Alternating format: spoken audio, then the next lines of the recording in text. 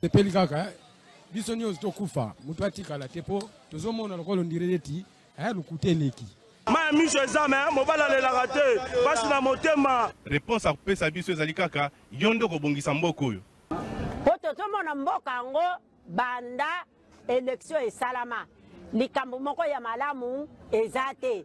Président oyo azobukonzi soki azalaka président soki azalaka nani o toyebi te. Ero tikali ezaka batia moura na fa ADC baya babakisa ba awa pour tous les sortes ya ba voler baza awa batie bango ala na kopanga ba te fa nane ya totanga bula fufu to romole ya totonda te.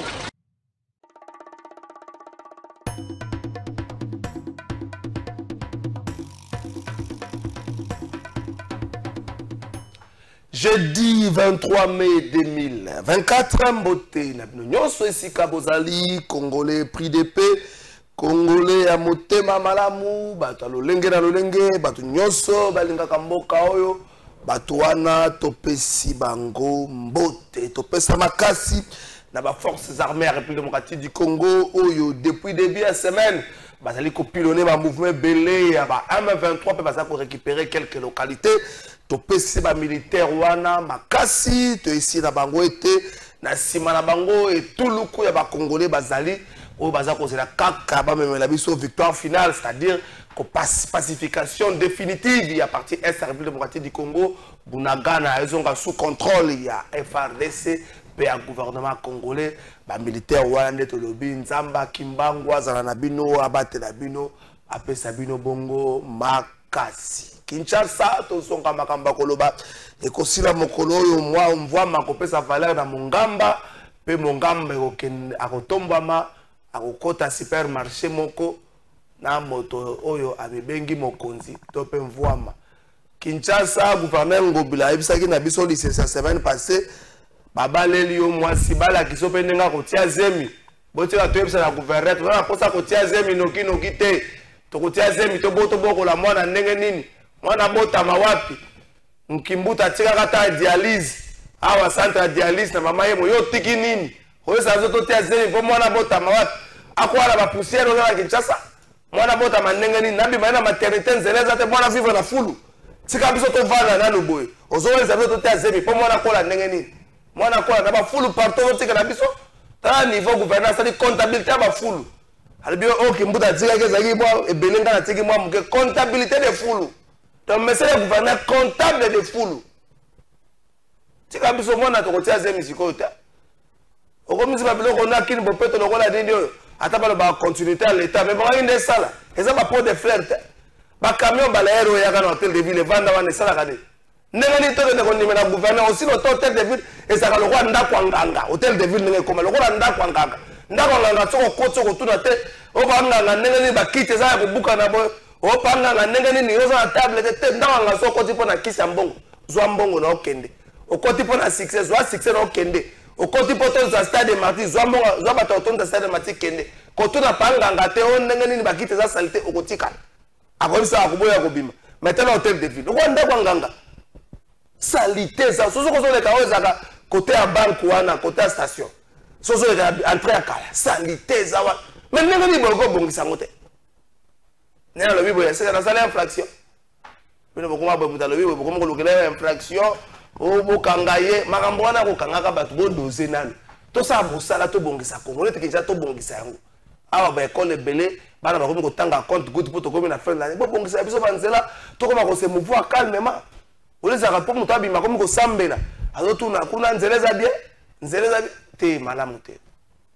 Ministre intérieur to lingaka yo mingi. To monaki yo ndenge nozaki na stade matiko kanalizaka bato bakota na mwa kimia mais ministre intérieur yango likambo nini opération panthère noire yango yosala na forma nini chaque fois Kinshasa les gens se plaignent d'insécurité créée par des éléments qui se disent être de l'élément à panthère noire.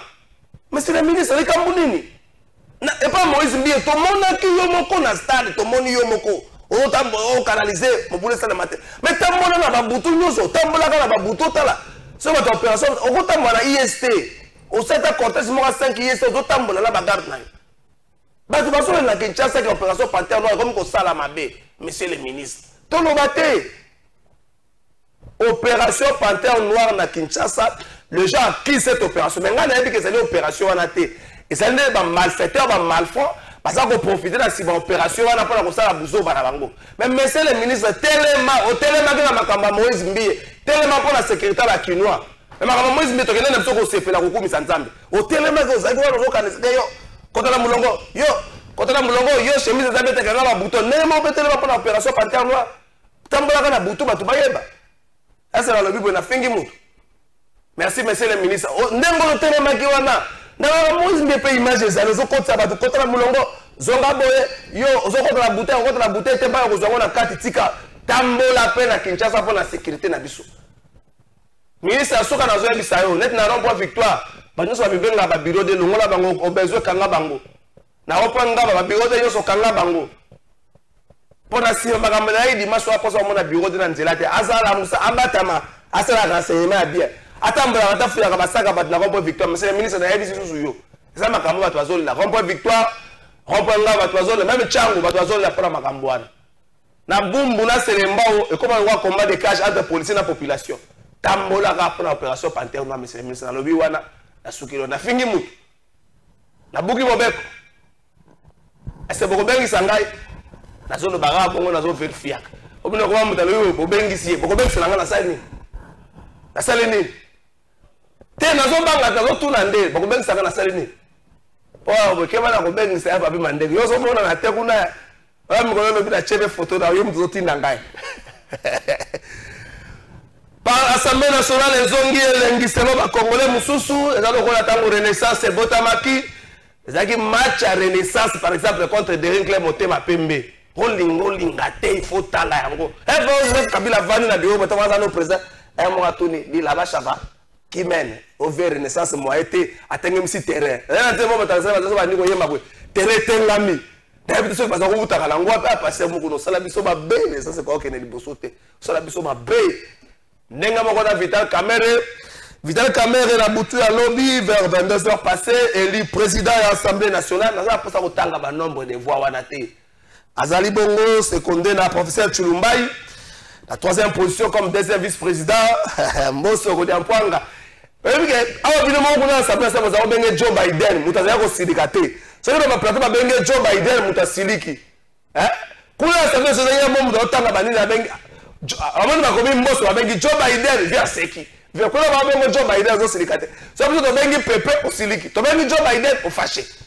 Donc, à la troisième position, suivi de Pepe Bosso, Kodiampwanga, autrement dit, Joe Biden, rapporteur, professeur Njoli, vraiment d'unanimité, à cause de la seconde par maman Dominique Mounongo, où il y a bêta qui libongo tout le gogo mukolo et par honorable Costa Moutam. Azoué gogo, honorable Costa Moutam, vous avez politique, na moi voulu, moi luyenge, pe moi mingi. Maman ne moutaleki a bêti Costa Moutam gogo. Costa Moutam azoué le bongo tolo. Yo mo koza poso ko ma porte-parole ya opposition. Yo mo koza poso ko mama on dit ambition za ndengeni. Politique ngo bakota ngo na mwa kimia ozo sembola mwa lokolo mwa muke. Te wala bakolo ko bala lobina batunyo so wana pardon. Et puis maman Chimène Polipoli a kozala bongo question ya Assemblée nationale a kozala segodé par Mandeko Grâce Nema. Wana bureau. Honorable Grâce Nema Yoana. Ba maman bakoti misato hein. Au moins cette fois-ci moi équilibre dans les Cambouanais allez maman bakoti misato mibali baza 4 moi équilibre zali. Bato ba sepela kilobi. Na moi ba mso yo ya Vital vidéo wana na dibita kana so yo ya Vital caméra à l'entrée tango zo kota nana. Akeko ya mbaye na mona kisha lise busa. Akeko ya mbaye bazo matana na moni ba député so bazo wela ko pese mbote. Na moni même vie moko journaliste. Quand on va député so chalo boko boy après ça peut mbote fait moko na otanga kombo na ete azo pesa be mbote président kanisi anga pengai moyibi kaka na Yesu na ekulu suti moyibi na Yesu ekulu sese akanisa ye bino na flatterie bino na flatterie bino. Et va Vital Kamere peut dire kando moi na kina ça comprendre bino. Bino viens là dans le beaucoup. Et il va dévider ma TV je ça compte. Ça monte na compte Twitter à bouya boko mona. Ça compte ça le boko boy. Moi il me kana est le kulusu. Seigneur kanisa la peine là il est pas tata na poko. Zambegi ça so eza bien Vital Kamere. Battante ya population zali moins belé, bato baza ozela makambo belé la question sécuritaire, conditions sociales ya ba congolais bato baza kozela yango po pasi bilongi na biso koma okokana. Tokoma biso solo kwa bana papa moko mama moko ponzala na biloko formol. Et comment osala biso mo bienté, tozola biso so formol nzala, tokomi kokokana tango olympiodi ngala le banga ngoni ni mupende quiz ya chambre froide. Tozoke na biso ndenge mo nakobimisa dossier ya ministre oyo bakoisaka la fois passée. Je vais dire des choses na dossier wana. Au député saka na cop wana nakobimisa dossier wana.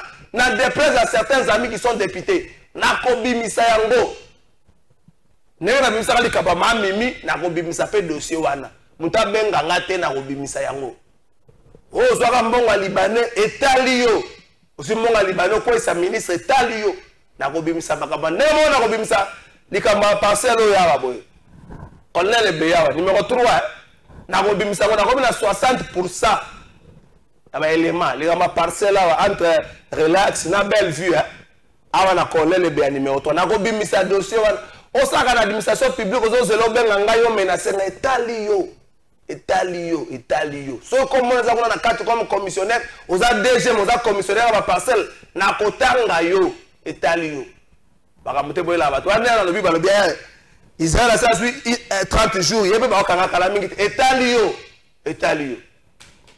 balampadaire bazoti ate ce banini babenga hone balampadaire bazoti ate siko et après na ko bimisa makambo na etali na lobi bona fingi mutu nengeza basimbi bastilo tane boza na sala infraction bosuki ayo bompuku mefwa banzamba mona bino elo bakanango voici l'homme ole wewe ya wapi mafuta ya nini ya baka ya weto ya mafuta ya wapi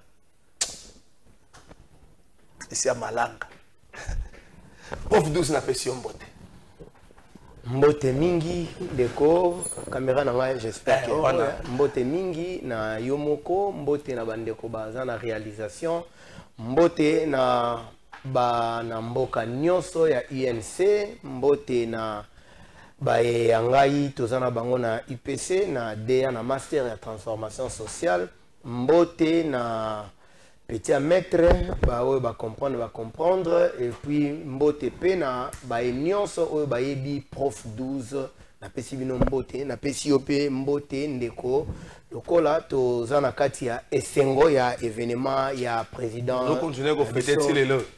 Bon, tu dois continuer à fêter Tilelo, oui, ça se fête, même Bible Zotal Isabiso, même Job, ils ont un moment où ils sengi banana eba fêter, abandé kotika bana ba fêter, et c'est après, il y a balé ko sala ba makambu, il y a ko sengi la bana ba bolimbisi mo ba sacrifice. Donc la vie c'est comme ça. La vie est tambola bongo. La Bible dit tant que le ciel et la terre subsisteront, le loi de la semaille et de la moisson ne cesseront point. Le chaud et le froid, les pleurs et la joie. Donc, et dans un moment où tous les laki, ndeko Vital Kamere asimbamaki, azalaki na kati ya boloko, tous les laki. Tout ça peut un moment où Nzambe asungiye, au mikolo to benge mettre trop plein, grand mayas.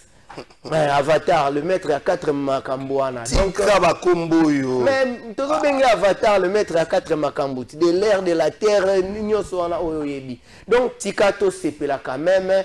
Ezali renaissance ya munene pona ndeko wana akokota na kati ya ba anali ya mboka na biso en termes ya détermination, en termes ya persévérance, en termes ya kolakisa même na jeunesse ke okoki kokwea lelo mais soki obtenir bon lobby okotelema. Donc ndeko Vital Kamere, félicitations na yo, félicitations na bandeko nyonso oyo ya bureau, pe félicitations na bandeko nyonso ya INC oyo to sangisaki ba énergie vitale na biso pona ko tindika président national na biso mwana mboka Vital Kamere. Et pona ko yebisa bino C'est parce qu'il y a eu des moments où Atabiso au cadre il y a parti. Peut-être on a me présenté pour bande commune nazali coordonnateur national adjoint nasima ya mwana mboka papi okata o na PCP Mbote Poutine nde tutambusaka cellule na biso ya recrutement ba Arsène ba mutu meme bande nyonso.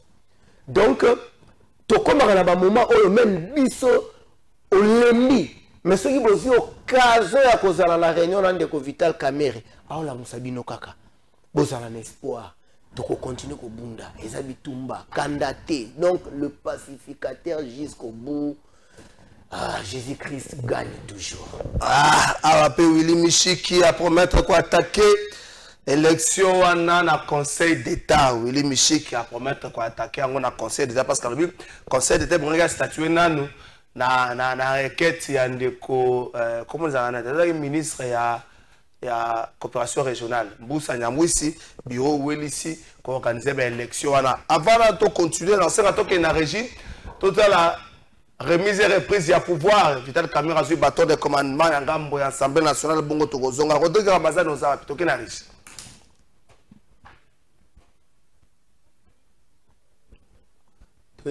Merci beaucoup. Est-ce que ils ont prêt ils ont prêt tout pour ça là. C'est bon, on repousse à Rabiso. L'État va loquer la biso vidéo wana. Batante c'est belé. Vital Kamerhe à l'Assemblée nationale. Merci beaucoup. Toké na radio sur la ngombo tozonga.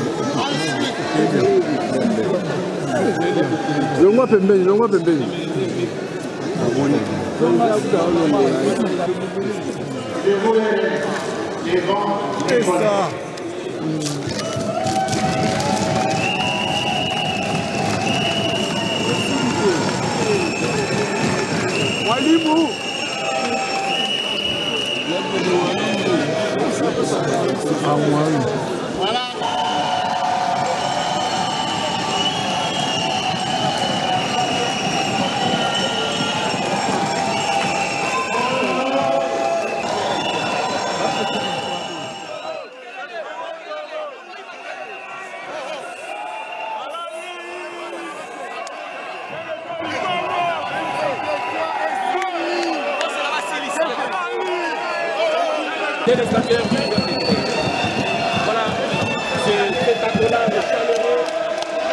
accolade chaleureux du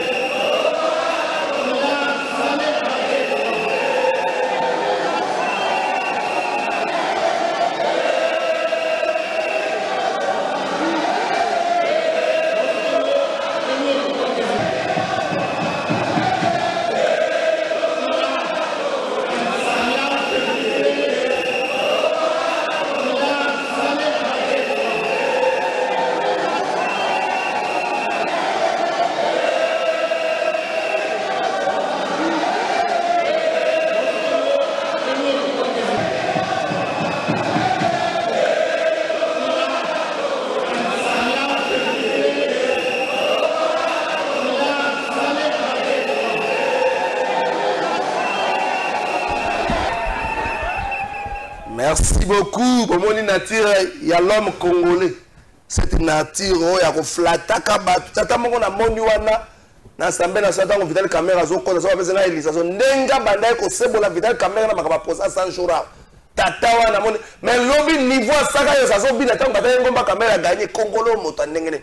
Ngasa lobela ko mabe na ko zana moi retenir ata na kutana na nzela mbote na moi timidité. Aza ko bina wa boy. Azo bina lobby mais nenga banda ko samba Vital Caméra. Takanga zo kota na asu ka ko kota posa bateau de marteau de commandement. Atata mo zo mona tala nenga baza ko sabola. Mais aba komika président bon, fini l'agent de communication pour les députés, ou les députés communicateurs. Fini cette histoire. Remettez tout aux médias. Oh, député prend $2000 pour la communication. Fini cette histoire. Tout ça, on a bien nommé sous ces boules, mais sur Rodrigue Massa n'a pas su Mbote. Mbote ndeko Trésor Kalafai. Mbote naba ndeko wako na ndabiso. Mbote pena ndeko toko kabola makanisi mokolo lelo. Ndeko Kalafai. Tikanga ne ebandeli opesinga maloba. Na exprimé indignation nanga. Indignation nanga na communiqué il y a gouvernement sur les événements et les cas qui sont na dimanche sombre au Vivaki et pas y voir puis la plus haute institution du pays a été titillée faute de notre vulnérabilité du système sécuritaire Yamboka. J'ai quand même regretté parce que le gouvernement était indifférent d'une situation réelle d'un paisible citoyen. Kevin Tamba. Et l'engé moko azali victime. Victime, il y a vulnérabilité à système sécuritaire nabiso. Mokolo ya dimanche wana yepe azwaki masasi utaki na ba aventurier o ba tentaki ko menacer pour abotolier na véhicule. Mais quand j'écoute les autorités de ce pays parler, ils ne parlent que entre eux. Ils parlent de l'attaque. Il y a la plus haute institution du pays, donc le président de la République, parce que le bureau Nezaki a siégé. Il parle de l'actuel président et l'Assemblée nationale, Vital Caméra. J'aurais appris que Jean-Pierre Bemba et Judith... Non, ils n'étaient pas attaqués. Na évité, na yoki, na tanyango na politico, que parmi bateau bazala qui visitait, cible. Bref, mais bakotanga bango, mais paisible citoyen wana. Kevin Tamba, père de famille, atiki mwasi, atiki mwasi na zemi, atiki mwana. Mais pourquoi on n'en parle pas? Est-ce que bon il y a Congolais, na régime, ils ont la valeur à mon côté? Tous nous décrions ce qui s'est passé, c'est inacceptable que bah aventurier bah ya pour s'attaquer. Bien que Zali faute peu, il y a vulnérabilité, il y a système de sécurité na biso. Oh batoba ko kambalelo bah ça il est forté à kobongisa. Mais elenge wana tikibo moinayi. Pour na nini ko mentionner était. Pourquoi ne pas lui parler? Conséquence nango e des années ndeko Kalafai. Ba enquête en cours lelo. Ba ko enquêter sur tout sauf bayeba. Et là on est komela ki elenge wana pour que en cas de procès Libota oyaye, bato bali na intérêt, ba koya ko se constituer partie civile. Ngana ko présenter ba vive condoléances nanga cette personne oubliée, un paisible citoyen instruit, éduqué, qui avait un avenir pour ce pays.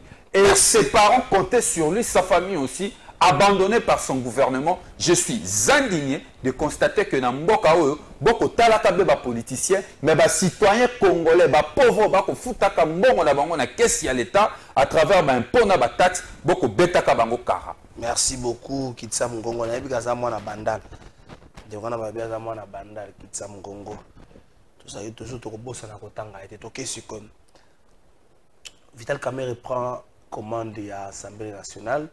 Dans un moment critique, situation sécuritaire, ça va continuer à poser problème. Dans la Sabino, interview moko ya président kenyan Ruto, où le bas qui concernant la situation de l'Est de la République démocratique du Congo, où il sera le bin à sommet au Tuni Congo.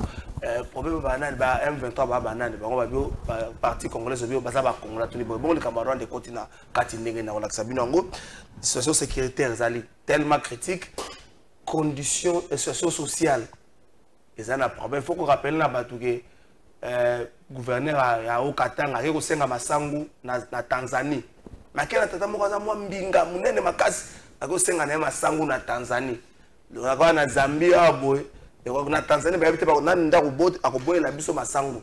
Et ça na moment wana nde Vital Kamerhe a eu commandé à l'Assemblée nationale. Ce qui est différent dans le moment en 2006, même en termes de sécurité, en termes de conditions sociales. Est-ce qu'aujourd'hui, la circonstance actuelle, et oui, que jouer la défaveur, bah début vous allez l'enguer dans le Parlement, mais lorsque ma campagne vous changer sur le terrain, et que jouer la défaveur, la question 2 minutes. Merci beaucoup, Ndeko, le Pessingaï Maloba, mais introduction à Ndeko a soulevé directement question à Makambo et les gars qui dimanche, je sais qu'il y a un fil et émission, c'est prévu qu'il y ait le Belela Yango. Alors je veux me rassurer seulement que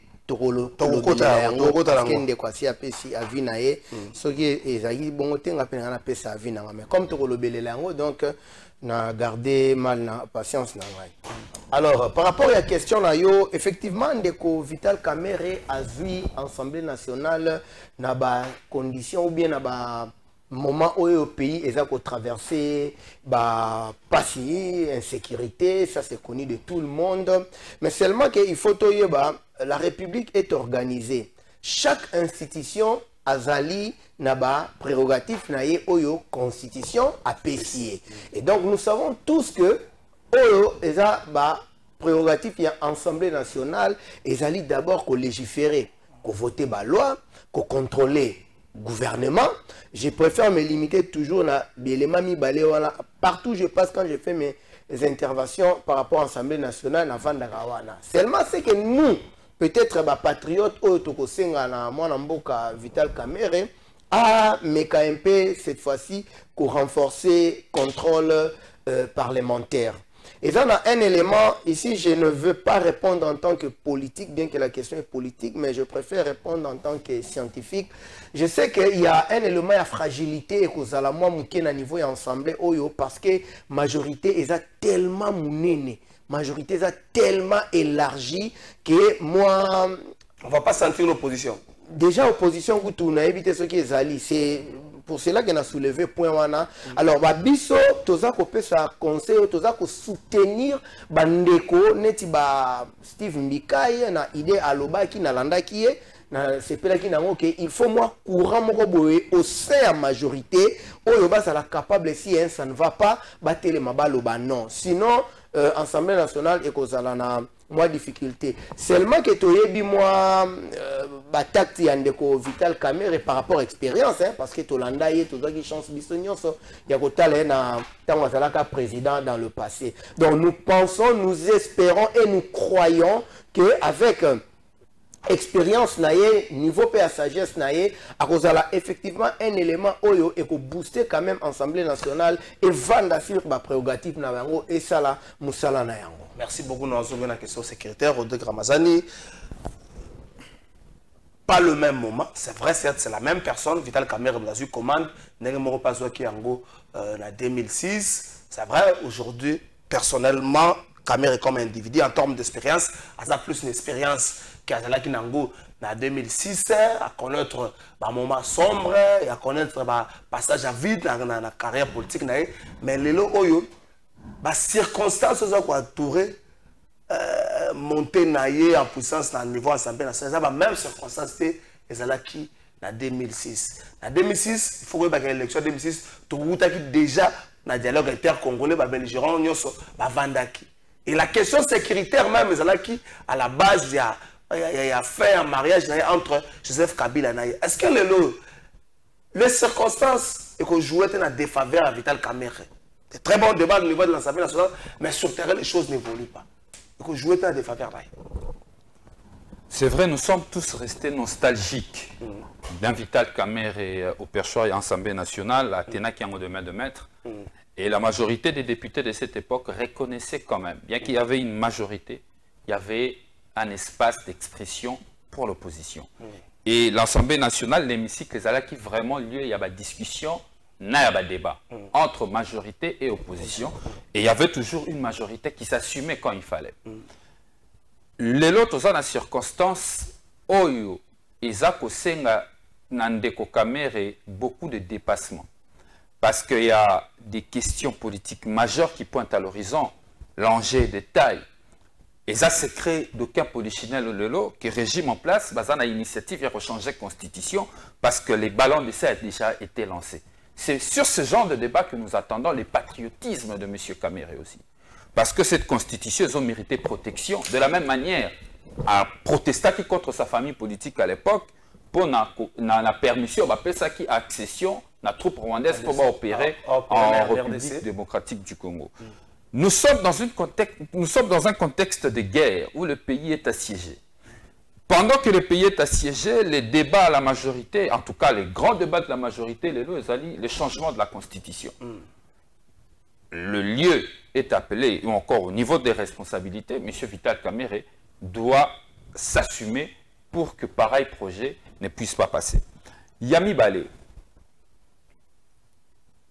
Assemblée nationale, et souffrir d'un problème manquant. Lesquels? Concentration à pouvoir. Aujourd'hui, les gens ne se rendent peut-être pas compte. Au-delà, il y a aspiration à constituant, qui a voulu l'indépendance de chaque pouvoir, législatif, exécutif et judiciaire. Mais dans la pratique, dans la manière de conduire l'État aujourd'hui, tout porte à croire que M. Tshisekedi, à lui seul, concentre les 3 pouvoirs d'État. Oui. Le pouvoir exécutif, je donne un cas. Je l'ai souvent donné d'ailleurs. Lorsque on fait une lecture à procès 100 jours, on comprend que les projets, il y a conduite et la politique publique, ils ont exécuté dans la plupart des cas la présidence. Même certains volets, il y a programme, il y a 100 jours. Il y a 100 jours, il y a 45 territoires et consorts. Lorsque vous faites la lecture de l'exécution, vous vous dites, il y a un problème. Il y a un gouvernement parallèle au sein de la présidence de la République. Parce que beaucoup de ministres, même interpellés à l'Assemblée nationale, ceux qui ont des questions, le cas de dossier RAM. Tout le ministre a pétentique, et même à l'époque, le premier vice-président de l'Assemblée nationale, Kabounda, a donné un ministre, a dit que ça dossier à présidence. Donc, il y a effectivement, dans le fait, au sein du cabinet, au sein de la présidence de la République, un gouvernement parallèle. Pouvoir législatif.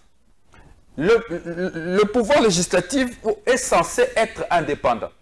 Mais dans la plupart des cas, même dans l'adoption à la loi, notamment la loi électorale, la loi sur la CENI, il y a eu beaucoup de mainmise de la présidence de la République. Et au-delà de ça, on a vu une réunion entre les députés et les présidents de la République qui a reçu même les bureaux d'âge. Il les a reçus en leur donnant l'instruction même de reporter l'élection d'une institution censée être indépendante. L'école, la justice. Vous vous souviendrez de cette affaire, tel est sérieux, tel est moins sérieux, il peut jouer un grand rôle. Après, il y a eu libération conditionnelle, libération, comment on appelle ça, acquittement. Ça veut simplement dire que Monsieur le Président de la République, Félix Tshisekedi, a lui seul concentre les 3 pouvoirs. C'est peut-être maintenant le contexte en 2016, maintenant le défi ici. Est-ce que M. Kamere saura rendre l'indépendance ou encore l'indépendance du pouvoir législatif de manière effective? Parce que Félix Tshisekedi a lui seul contrôle tous ces 3 pouvoirs. Félix Tshisekedi, avec sa majorité, est prêt à faire bouger les chiffons rouges pour que les bureaux puissent tomber. Le vrai devoir et le vrai défi de M. Kamere aujourd'hui, c'est protéger la Constitution pour que changement dans le comité, 2, à rendre effectif l'indépendance du pouvoir législatif. Merci beaucoup. Tu réfléchir. Bandego na ba stylo tozo koma. To ça la émission te poto se pele ça. Mutumo kwa tozo réfléchir donc on a ba intellectuel. Félix Tshisekedi, Vital Kamerhe. Quelques points de divergence. Quelques. Question de l'Est. Question de l'Est, c'est qui point de divergence entre Vital Kamerhe et Joseph Kabila. Vital Kamerhe, après son acquittement, il est tourné à l'Est de la République, apprenait dialogue mongo triangulaire. À cette époque, apprenait dialogue triangulaire. Il y a UNC pour non, non, quand on prenait le dialogue triangulaire, les rebelles, même 20 ans, on pousse à rater. Tu vas contenir, c'est plutôt ceux qui sont les Kambango. Le loba M20 va pousser à récupérer ma Bunagana, Bazuba, Baruba, Bakambe, Bele. Félix Tshisekedi s'oppose à la logique ouana. Un dialogue triangulaire. Est-ce que tu as déjà quelques points de divergence Oyo et Kozala? Élément qui a tissé flamme entre Batoumi et Balewa. Merci beaucoup. Avant de répondre à la question, il y a divergence au lobby entre le président de la République et le président de l'Assemblée nationale, son Excellence l'honorable Vital Kamerhe. Permettez-moi de revenir un tout petit peu sur l'élément de Rodrigue Aouti qu'on soulevé. Ndeko Rodrigue n'a sepeli d'abord la prise de parole. Je pense que par rapport à l'expérience, il y a Vital Kamerhe dans l'Assemblée nationale dans le passé. Il semble que moi, unanimité Morobo Ezali, c'est-à-dire nous tous nous mettons d'accord sur ce que Ndeko Vital Kamerhe avait fait de positif. J'ai senti que Ndeko a soulevé en gros. En tant que scientifique intellectuel, forcément c'est de l'honnêteté intellectuelle. Okay. Et par rapport à la présidence, a soulevé l'élément lobby, présidence, concentration, il y a pouvoir. Pour ne pas me contredire par rapport à un lobby qui est largesse et à majorité à niveau et Assemblée nationale, mais pour le président de la République, mon cher ami, nous le savons bien, vous et moi, que le président de la République Azali garant à la nation et puis symbole de l'unité nationale.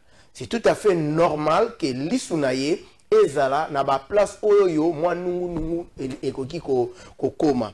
Par rapport à recevoir ba député, mon cher ami, mais ça c'était un cadre purement privé parce qu'il a reçu ba député il y a majorité.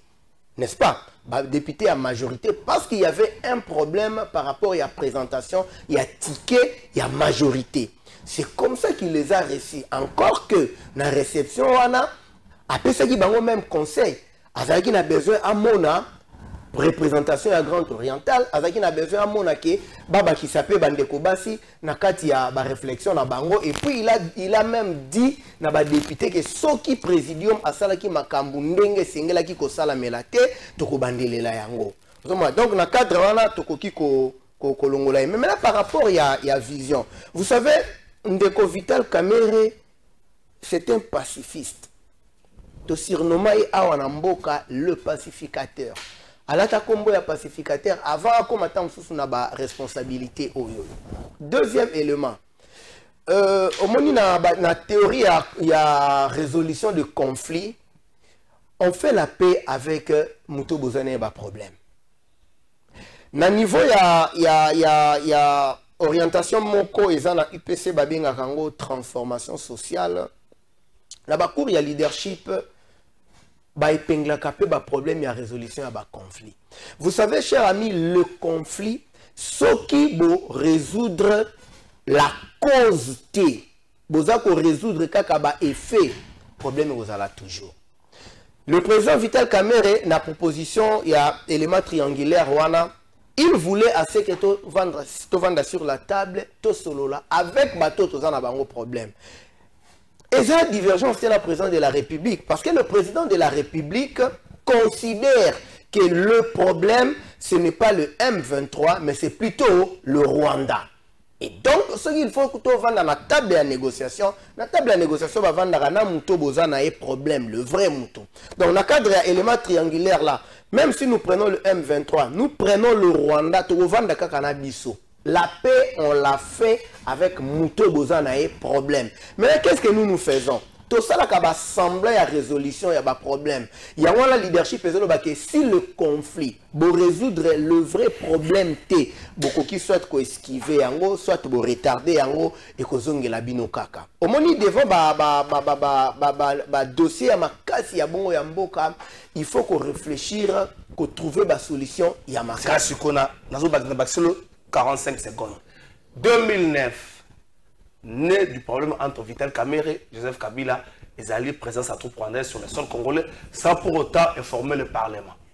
Mais c'est tout à fait... C'est là, Lelo Oyo, Soko Tali, opération belé, les Congolais ont même au Sénéton, pour la Roussenga, gouvernement, on n'a pas débattu sur la deuxième République démocratique du Congo, na EAC na niveau à sa Parlement.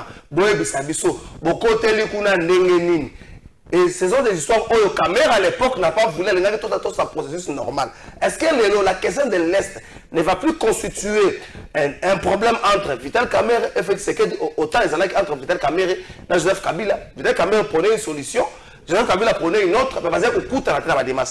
Mon cher ami, au Yébike, Ndeko Vital Kamerhe ce qui a commis à niveau de renaître dans centre, c'est parce que même la majorité des députés on a besoin de faire confiance dans la personnalité. Je parle de la personnalité, c'est une donne psychologique qu'on a enseigné. Tant que la personnalité, ça peut inspirer confiance. Ça peut inspirer confiance. Les députés, on a critiqué bango, ko finga bango ndenge to lingi, mais ce sont des Congolais. Baza bato to vanda na bango, to za bango na ba même réalité. Ata to lobby ke bango baza corruptible. Je pense que la corruption est dans la couche union sur la société. Na enseignement ezali, na médecine ezali, na journalisme ezali, na ba couche union sur la société. Donc ce sont des Congolais. Mais au moins parmi biso ba Congolais, ezala kana ba moko o ba bimakana lo o ba inspiraka confiance. Ça ce sont des choses et les kakanaba na théorie peut-être il y a Darwin, il y a sélection naturelle. Au début tant to so kola na ba école. Na ba école tant to so kola. Et banaka école mon baby que ce qui est comme makambu ya mayele to bimisa camarade wana école mon baby que ce qui faut to ko beta balle na école moko boy et ça souma ngamba les premiers de la classe T ça souma ngamba binoté ba masa na mtu ba beta ka balle école yeba que na yebe longo na loba école yeba que ce qui comme ngamba bitumba to yi banani il faut to bimisa na bitumba. Donc c'est pour vous dire que Ndeko Vital Kamerhe a ça ko inspirer confiance. Partant, il y a expérience naïe. Partant, il y a aussi à la question. S'il était capable, mais expérience naïe au jour le baquet, Tokota qui n'a EAC, mais il n'était pas encore président. Donc, tu vois que juger action naïe par rapport à ce qui est antérieur par rapport à l'événement naïe. Donc, il n'était pas encore président. C'est maintenant qu'il est président. C'est comme a dit mon frère que Tozako espérait que ako pesa biso oyo apesa ki biso. Ya on a lobby que Tozako se fondé sur son expérience pour la to faire confiance que ako Ndeko Vital Kamerhe et je pense que ça genre babato il n'a presque plus rien à gagner, plus rien à perdre. Donc naza yete mais je prends le risque ya kolobake akozala mutu oyo ako Mema Assemblée nationale. Dernier élément, par rapport à la révision à la constitution de Kwalobaki. Est-ce que tu as la révision à la constitution, tu as le changement à la constitution? Parce que débat, il faut situer pour te la réponse au parce que la subconscience na yo ozo lobela likambu ya changement mais ba argument oza ko avancer eza pour la révision peut-être oza ko lobela révision mais ya moni ba notion statistique et ya ko aider biso pour tout ça ba débat ya lo ngete so tonto lobela révision oui so tonto lobela changement oui parce que ngai en tant que politicien je suis tout à fait d'accord que ebele ya ba article la 4 ya constitution la biso to bref mususu Rodrigue Amasura que vous avez question ngai. Les Kabolaka Vital Kamerhe et Joseph Kabila, moi cité Mbongote, question de l'Est. Et Vital Kamerhe n'a pas supporté du fait que va autoriser une armée étrangère à opérer sur la sol congolaise sans pour autant que son autorisation il y a parlement.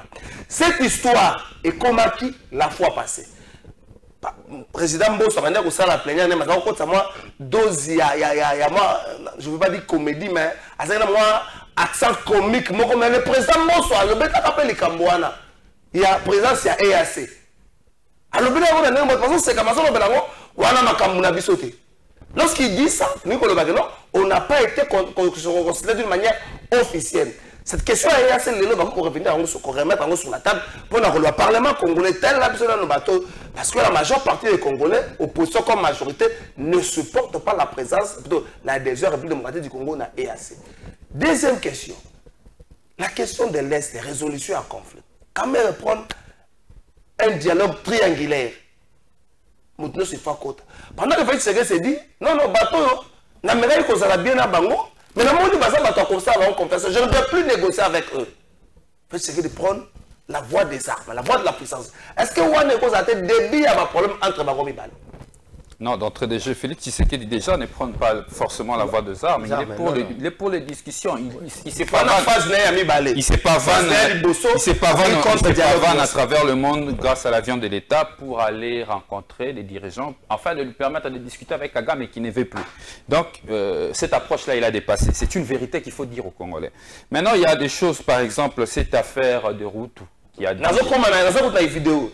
Oui, Route qui l'a dit. Non, mais les gens parlent de Route aujourd'hui. Le président sud-africain interviewé à Kigali. On a parlé. On a tous dit, j'ai fait une analyse ici sur la plateau, il est impossible pour un chef d'État se retrouver en étranger de parler de la République démocratique du Congo alors qu'il n'était pas sur la table.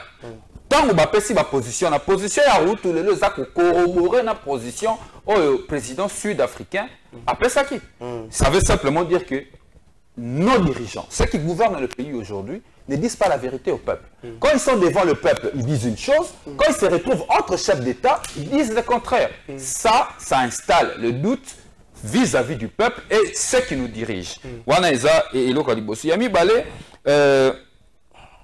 ndeko alobi pour répliquer ngalobi président avec ayambaki bato majorité na rôle na ya garant à bon fonctionnement. Non, abaki wana cadre privé. Ça c'était ayambi wana cadre privé, pas na rôle ya garant à bon fonctionnement. Garant à bon fonctionnement avec France na liboso pour avoir rassurer bato. De toutes les façons, de toutes les façons, bonnet blabla bonnet. Non, c'est pas la même chose. OK, c'est pas la même chose, cher ami. Non, sécuriser bino. Garant à bon fonctionnement, c'est temps on concentration à pouvoir. Yango ba kaza garant à bon fonctionnement a kozana lisu ne sika onyo sur makambo to tambola bien te. Il y a une réponse à mi balé, ils allaient quitter le lobby, maramba ko yamba bato peut ko reporter élection en lobby yamba ki kaka bato la majorité. Na éclairé vino toké. Tout compte fait, je vais répondre à tous les deux.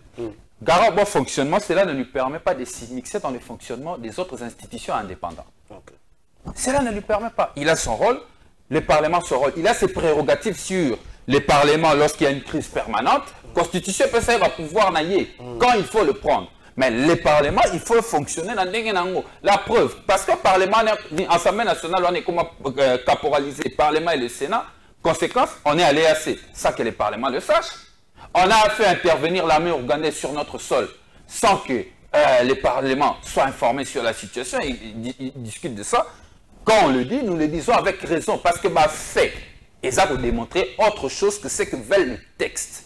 Lorsqu'on parle du fonctionnement de l'État, on ne se limite pas à lire une constitution, on regarde le fait, on regarde la conduite de la nation. Comment la nation elle est conduite. Si sur la question, il y a recevoir la majorité parce qu'il y avait un problème. Je rappelle ici que le président de la République n'est pas membre de la majorité. Le président de la République est au-dessus de la mêlée parce qu'il n'est pas investi par la majorité. Ceux qui sont investis par la majorité, c'est le gouvernement. C'est le gouvernement qui est investi à l'Assemblée nationale. Le président de la République est chef de l'exécutif. La Constitution lui met au-dessus de la mêlée. Au-dessus de la mêlée. Mais est-ce qu'il y a eu seulement un problème au sein de la majorité? Parce qu'il est le père de la nation, comme il a dit. Il y avait un problème au sein de l'opposition. Pourquoi il n'a pas reçu les députés de l'opposition? Parce que le président se considère membre de la majorité. Donc il n'est pas le président des opposants. Ça, il faut le dire aux Congolais. Il faut le dire aux Congolais. Pour la ligne, il y a une majorité, alors que Constant Moutamba, prends les athées. Dans un contexte. Constant Moutamba, Maman Dominique, peut dire qu'il a 4 oppositions. S'il était le président de la République, au-dessus de la mêlée, il a reçu la majorité, il devait recevoir l'opposition pour tirer les choses au clair. Non, le président de la République se considère comme membre de la majorité et il n'est pas le président des opposants. Parce que s'il était le président de ceux qui l'ont élu et de ceux qui ne l'ont pas élu, il aurait dû recevoir les deux groupes.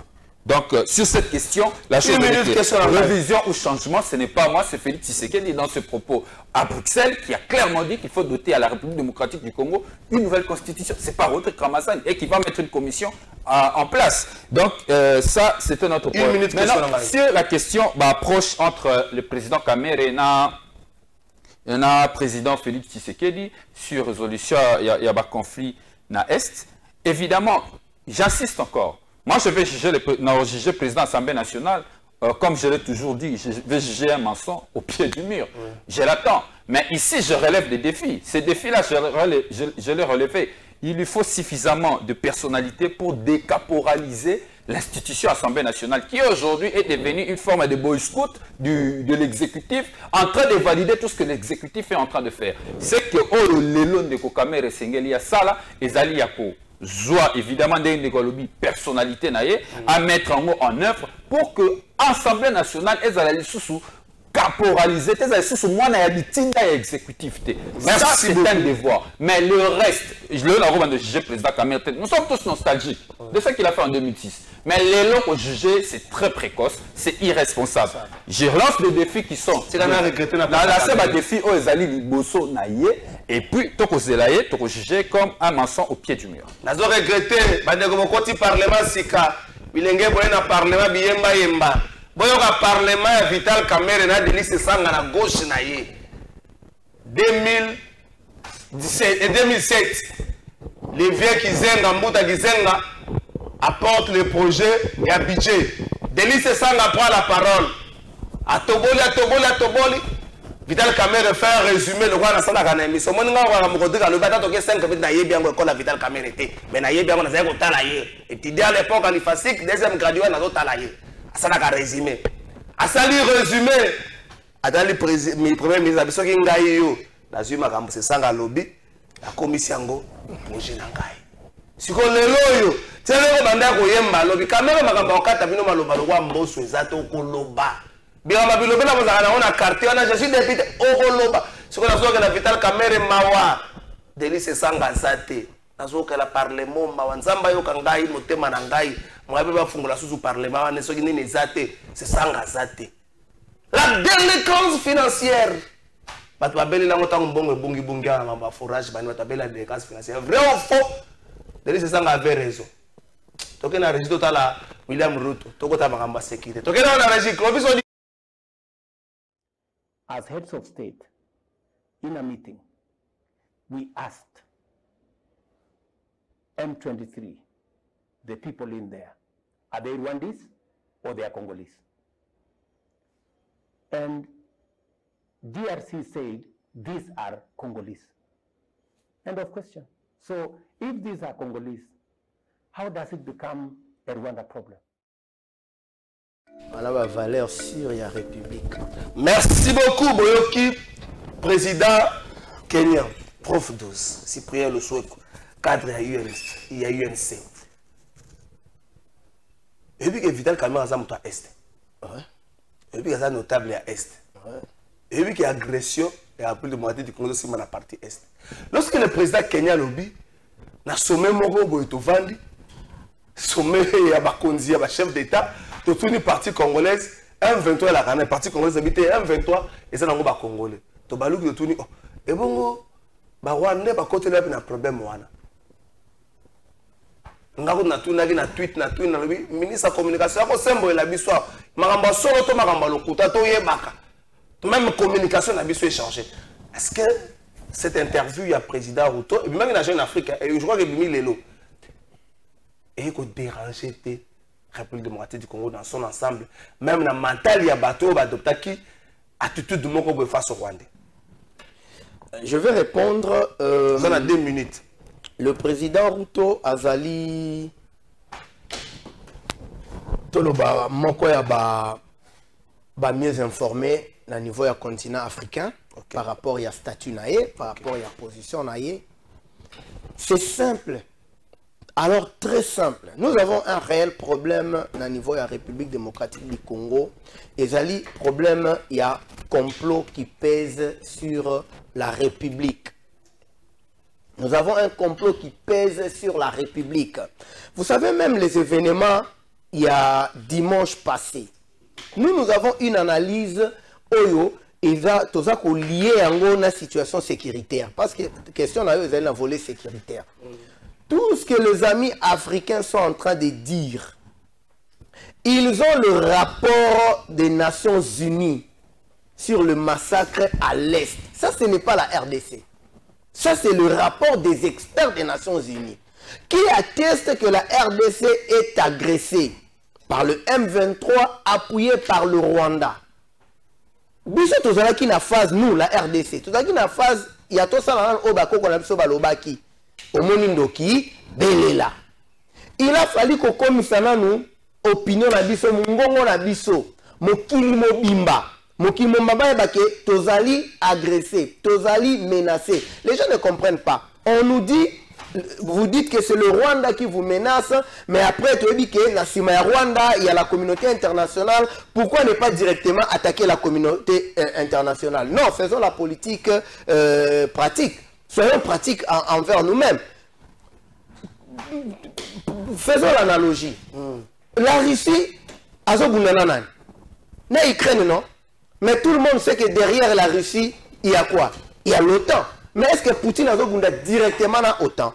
Non, na Russie, alimoni liboso na ye, tout en sachant que na simanae OTAN, c'est tout à fait normal pour la République démocratique du Congo, tout le Belana nous Rwanda, parce que les armes, corridor, le couloir, ils ont côté pour massacrer biso, ils ont eu un Washington, ils ont eu armes à Washington, bon mais quoi na ba église na biso, ils ont eu directement na Rwanda. Donc le président africain, nous sommes des hypocrites entre nous les Africains. Il dit très bien que la RDC est agressée. Au lieu Babenga, Bandeko par exemple, et à Rwanda, pour la le président africain, il y a partie congolaise, donc il y a délégation congolaise. Non. Tant qu'il y a délégation congolaise. Attendez, il y a délégation congolaise. Mais qui ne sait pas que parmi autorité à M23, il y a quand même quelques éléments congolais? Non, mon cher ami, référons-nous quand même à l'histoire. Mais quand l'AFDEL est entré, qui était à la tête? Mais l'histoire AFDEL, c'était monté où? C'était monté ailleurs. On prend quelques individus, et ça dit, coup de l'histoire, Laurent Désiré Kabila a commis à Balukeli Bango. Ce n'était pas son affaire, nous le savons tous qu'il a été recruté dans Bata Wasuka. C'est la même chose. Donc, Bissomo Koto Zalana, système de autoflagellation à Bissomo Roté. Tomi Betaraka Bisso Pimbouté, parce que Moutumoro Aligui a créé les Bisso Zizani. Mon cher ami a dit que nous devons réfléchir sur des faits. Mais les faits sont là. Les rapports à les Nations Unies, nous sommes agressés par le Rwanda et la RDC. Effectivement, question directe. Est-ce que cette interview Yaruto était bon image partant de notre communication? La ligne ça est crédité, la ligne tout simplement dans le baquet effectivement communication la biso il faut la restructurer adapter dans l'événement. Mais la ligne là qui ça pour la rôle. Non, on peut sur 30 secondes. Non, par rapport à sujet là, même 10 secondes. Maintenant le barak, je suis tout à fait d'accord que ceux qui ont vidé option, il y a une négociation. Tu connais qu'on a déjà dans tiroir na biso na option et à force. Merci beaucoup. Rodrigue Ramazan. Est-ce que nous devons, prof de Zalobang, revoir notre façon de communiquer, partant à interview à Soukao et à Président Ruto, mais aussi voir avec quel partenaire Kosa Naenzela? Bon, quand vous parlez rapport et à expert et à Conseil de sécurité des Nations Unies, et à Kiza Rwanda. Et à Kiza Rwanda, il faut dire aussi qu'il y a Kiza République démocratique du Congo. Oui. Même chose qu'on a accusé que le Rwanda appuie le M23, on a accusé la République démocratique du Congo combattre du côté du FDLR. Je suis d'accord avec toi, moi je parle du côté de la RDC. Écoutez, moi je parle du rapport, je parle comme acteur politique, comme intellectuel, je ne vais pas faire de la malhonnêteté intellectuelle, parler d'une partie des rapports pour mentir à mon peuple. C'est que le gouvernement de la République passe son temps à faire. Moi, je ne vais pas jouer ces jeux. Moi, je vais rester intello si vous le voulez, parce que vous le dites. Je vais rester congolais en disant la vérité aux Congolais. C'est une situation sécuritaire réaliste, sérieuse. La vérité pas la paille. Au moment où bien été. Est-ce que tu veux revoir communication à Bisso, mais aussi que ça la choix mon sélection mon sérieuse à ma partenaire?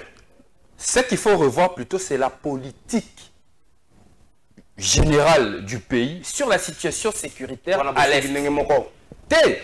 Communication, c'est une partie politique.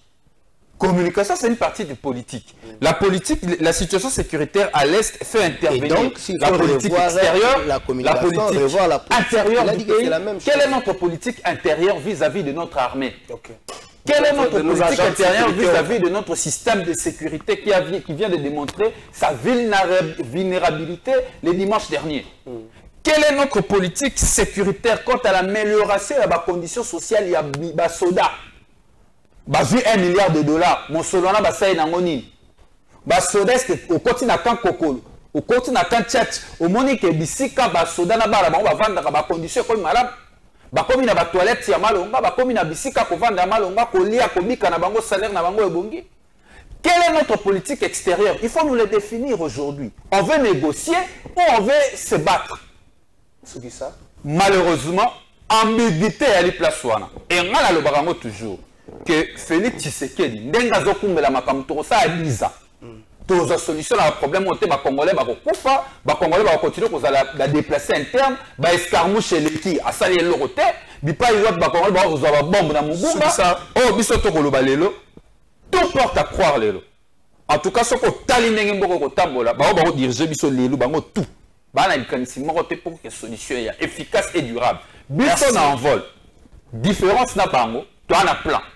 Plan, il y a pour reconquérir paix na Est, pour garantir paix définitive. Plan na biso comme on a dit, la refondation du Congo, na la refondation du Congo, pilier à Liboso, pilier prioritaire et urgente. Et merci beaucoup. Une situation sécuritaire. Merci beaucoup, Rodrigue Ramazani, prof 12, merci Nayo.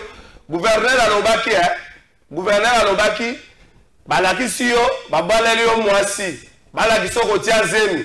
Boyebi sa gouverneur tozo banga ko tia zemi po citoyen tozo vivre na Kinshasa mambo soto mama ko vendo ko bota api na mama yemo tala niveau mwana to ko bibana matete na zela poussière bande wona ngabo tungisa matin na ba enquête mi bale nazo sala moko ko bima lobby vendredi moko musuze ko bima semaine prochaine banani ba koisaki ministre na Assemblée nationale ministre wa commerce économie o ya koyaka pona nini bana ba koisa évolution za nate to telema mpio de yate loko yate ba koisa ye na kozongela mais makambu pa bandako ya leta wa makambu bandako ya leta kolele be ya numéro 3 soki na awa boye bina ko mona juge te soki na meki boko mona juge ngana taki zo na ngana kuna boka ngalo pa na gumi na koloba makambo wana Colonel be numéro 3 dossier wana na komi nango 60% na kolobango. Na pesa bino 10 secondes bosugi c'est monsieur c'est 10 secondes.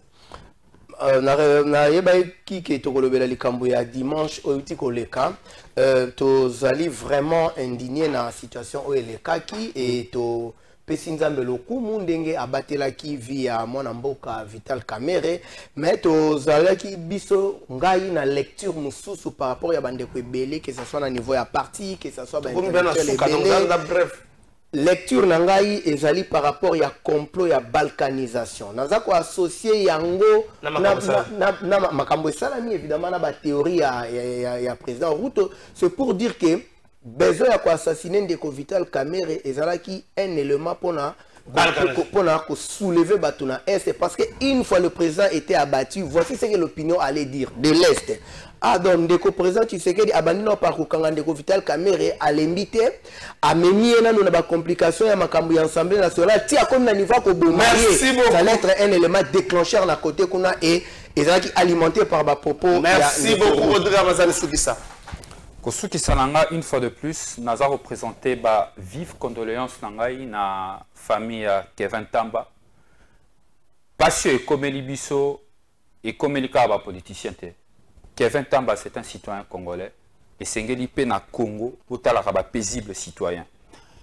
Yami Balé n'a représenté pas condoléance nangai. La famille a des policiers. La famille a des policiers il est quand même important que to kanisa bango parce que ba koufi na exercice ya ba fonction na bango et sengeli pe na l'état au lieu ba betaka li solo ya ba politicien ba solo ya ba citoyen congolais yango na lobi boy et sengeli na biso bana Congo bipa biso bozali boye ba été likanisi ya ko changer constitution merci pour na l'état na ngonge ko sengela et ko senga na bino bozala mobiliser pour merci Rodrigue. Merci beaucoup ministre intérieur. Na stade de martyr banda kotala neni bato bakota na mulongo peuple azo zelayo panthère noire comme ko nyoko la peuple trop de ratés na kata ba opération mais to yebi que ça ba policier a titré et ça ba frontière de tout le monde ba bata en plus bazo tambola na jeep police sans plaque d'immatriculation sans numéro ba ça ba trouble belé ba panthère noire bazo ça la mabe na ba quartier ministre neko bando kota ba na stade na concert Moïse Mbie tambola ba poko na biso na stade zo dia na manduki te to kota ko comme sanzambe yo ko kota ba to yo kota na mulongo ça di bana mulongo tambola ka pe bongo na banzela na biso émission ici